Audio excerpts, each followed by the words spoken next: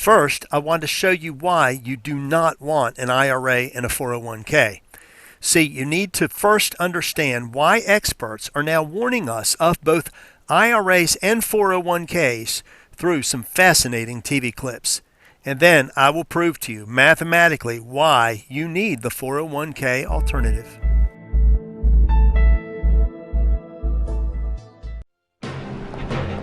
Tonight on Frontline, America's retirement crisis. It's tough to really worry about retirement right now. I guess plan B would be to keep working. My retirement plan is fingers crossed and pray, basically. Even if you have a 401k or IRA, will you have the money you need to retire? If you make $100,000 a year, you need $1.5 million to be okay. A lot of 401k programs are lousy. You put up 100% of the capital, you take 100% of the risk, and you get 30% of the return. Correspondent Martin Smith investigates. Make it simple. That's a question that can only be answered on what your risk appetite is. If you don't want making it simple. Well, I wish it was simpler. If you want to gamble with your retirement money, be my guest. Tonight on Frontline, the retirement gamble. The 401k is one of the only products that Americans buy that they don't know the price of it. It's also one of the products that Americans buy that they don't even know its quality. It's one of the products that Americans buy that they don't know its danger. And it's because the industry, the mutual fund industry, have been able to protect themselves against regulation that would expose the danger and price of their products. The effects of the current economic crisis have touched everyone.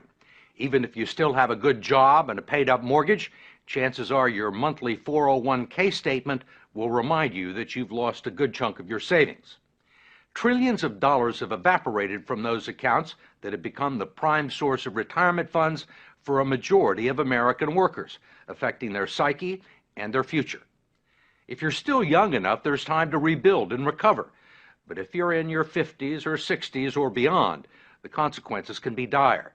And it's drawing attention to the shortcomings of a retirement system that's jeopardized the financial security of tens of millions of people. The fact is that the typical 401k investor is a financial novice. They don't know a stock from a bond. And we give them a list of 20 or 30 mutual funds with really, really powerful names. You know, they sound like, gee, that's where I want to have my money. What are generally the quality of the mutual funds and 401k plans? Mediocre.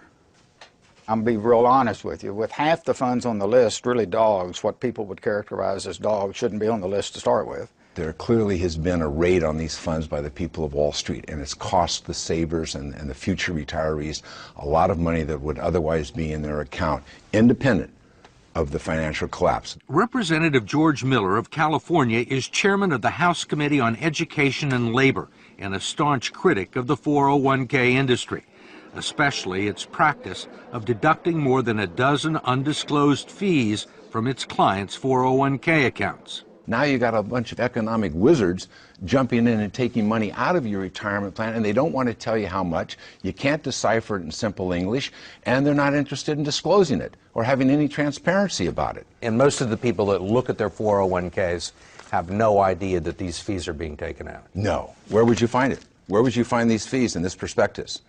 You can look on any page you want, and when you're all done reading it, and you will find some of the fees and the commissions here, but you won't find them all, and I bet you won't find half of them. There are legal fees, trustee fees, transactional fees, stewardship fees, bookkeeping fees, finder's fees, and the list goes on and on.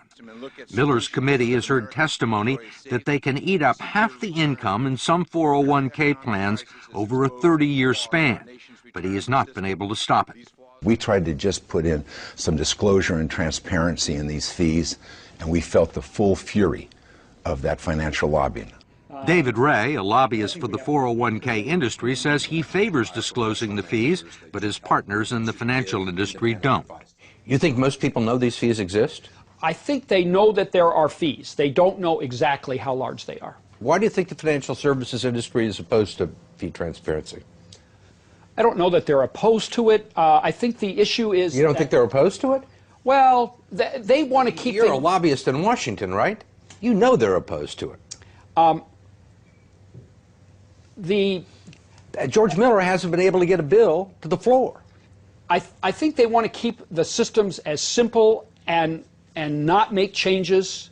They like the way things are, and whenever you push people out of their comfort zones, you know, it's an issue. I mean, they're comfortable with the situation because they're making a ton of money, or they have made a ton of money. With us now to unveil this week's new issue of Time magazine, Time's managing editor, Richard Stengel. Rick, what are we looking at this week? Well, we're looking at a subject that is bothering millions and millions of Americans, 70 million Americans to be exact. It is the problem of 401ks and why we need to retire the 401k and why it's not working for millions of Americans. Yeah. So what do we do instead? Well, what we propose instead is a insurance pension plan, where instead of paying that money into a 401k, you pay it into an insurance plan that guarantees you a pension. And that seems fair. I mean, the problem with the people who have lost all their money in their 401ks is 401k, isn't it supposed to be what you have when you retire? Why would you put money, 6% of your salary, into something that is a risk? Well, it's a risk, and then it's also something where you deplete it. I mean, it's basically a bunch of cash that you have when you retire, and you're supposed to take out 4 or 5% a year. I mean, and everyone depends on how you. That's the smart thing to do.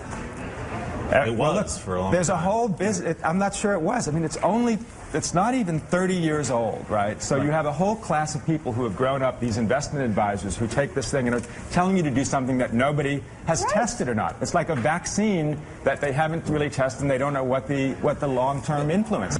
Let's switch gears to another way to eliminate huge taxes: life insurance. Just so you know, I say it on every program, I do not sell life insurance. I don't sell stocks, bonds, funds, annuities. I'm a tax advisor and an educator. And as a tax advisor, I'm advising you to take advantage of the single biggest benefit in the tax code, and that is the tax exemption for life insurance. You've heard me talk about the incredible leverage and tax-free benefits of life insurance, all tax-free.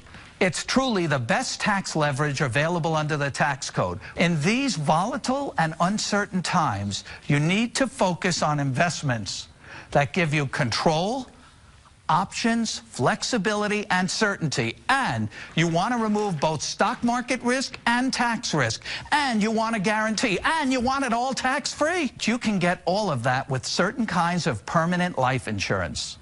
But what if I told you that you could have tax-free access to your life insurance during your lifetime, so you could use it for yourself?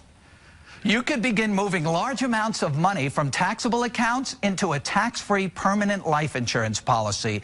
The money grows tax-free inside the policy. You don't have to if those gains are earned within a life insurance policy. If your money's going to grow, it may as well grow tax-free, right?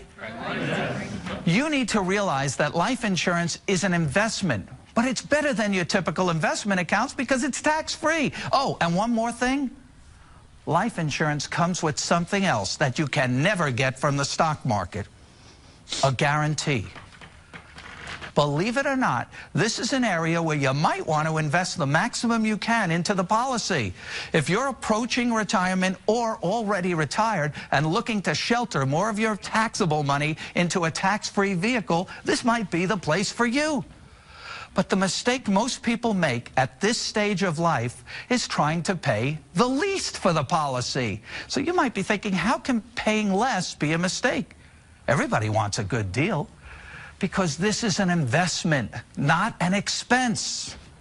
If you were saving money in a bank account, would you want to put in the most or the least?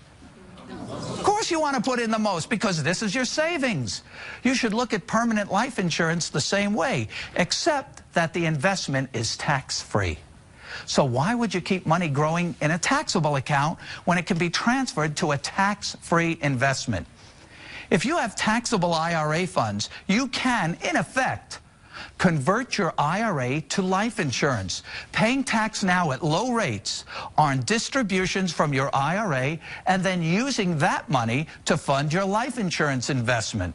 That accomplishes two things. You reduce your future tax exposure in your IRA by taking distributions now, and you build up a tax-free source of retirement funds should you need them. If it turns out that you don't need to tap into your life insurance for retirement income, then the life insurance benefit builds for your family. Also income tax free. And for most people, this is truly the best leverage available, and it's all under your control. Once again, I do not sell life insurance, but as a tax advisor, I gotta tell you that the tax exemption for life insurance is the single biggest benefit in the tax code. Make it a part of your retirement savings plan and your estate plan. But remember, this area of your life is a little tricky. You must do it the right way to receive all the benefits I'm telling you about. Now is the time to create a plan to rescue your retirement and move your money from accounts that are forever taxed to accounts that are never taxed.